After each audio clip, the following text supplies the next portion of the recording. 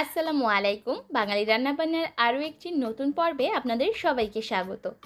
আজকের পর্বে তৈরি করে দেখাবো সকাল বা বিকেলে চায়ের সাথে খাওয়ার মতো দারুণ মজার একটা স্ন্যাক্স রেসিপি। আজকের স্ন্যাক্স তৈরি করার জন্য আমাদের প্রয়োজন পড়বে পাকা কলা। আমি 2টা পাকা কলা নিয়ে নিয়েছি। এবার কলাগুলোর খোসা ছাড়িয়ে নিচ্ছি। সেই সাথে দিয়ে দিলাম আধা কাপ পরিমাপে চিনি।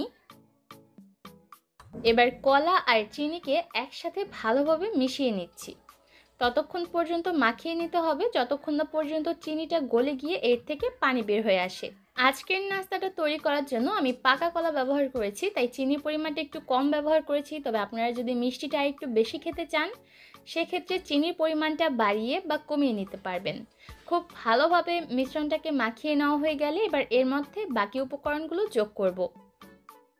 প্রথমেই দিয়ে দিলাম 1 চা চামচ ড্রাই ইস্ট, 1/4 চা চামচ দিলাম লবণ, 1 চা চামচ বেকিং পাউডার, গুঁড়া দুধ দিয়ে দিলাম 2 টেবিল চামচ, 2 কাপ পরিমাপে দিয়ে দিলাম ময়দা।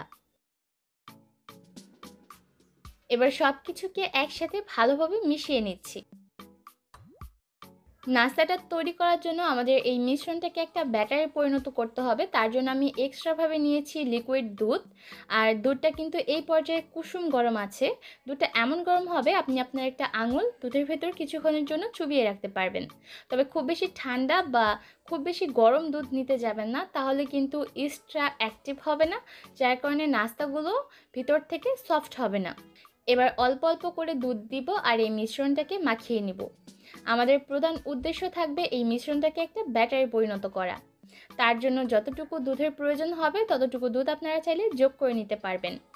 আর কোনোভাবেই কিন্তু দুধটা একেবারে ঠেলে দিবেন না, তাহলে কিন্তু ব্যাটারটা একদম পাতলা হয়ে যেতে পারে। তাই অল্প অল্প করে দিতে হবে আর মাখিয়ে নিতে হবে।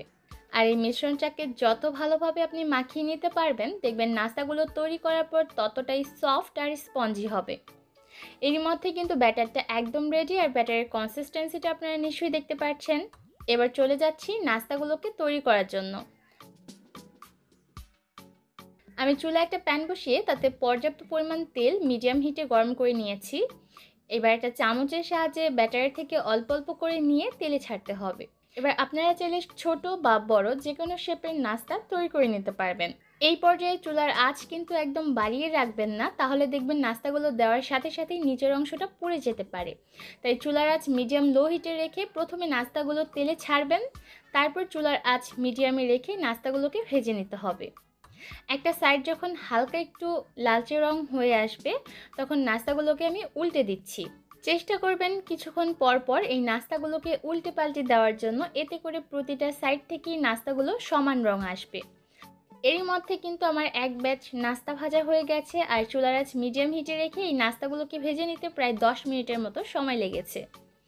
এবার এই নাস্তাগুলোকে আমি তেল ছড়িয়ে উঠিয়ে নিচ্ছি, আর অবশ্যই একটা স্ট্রেনারের উপর নিয়ে নিতে হবে যাতে করে এক্সট্রা তেল ঝরে যায়। চটজলদি তৈরি করে নেওয়া এই নাস্তাটা আপনারা চাইলে বাচ্চাদের টিফিনে দিতে পারেন, সকালের নাস্তায় তৈরি করতে পারেন, এমনকি টি টাইম স্ন্যাক্স হিসেবেও রাখতে পারেন।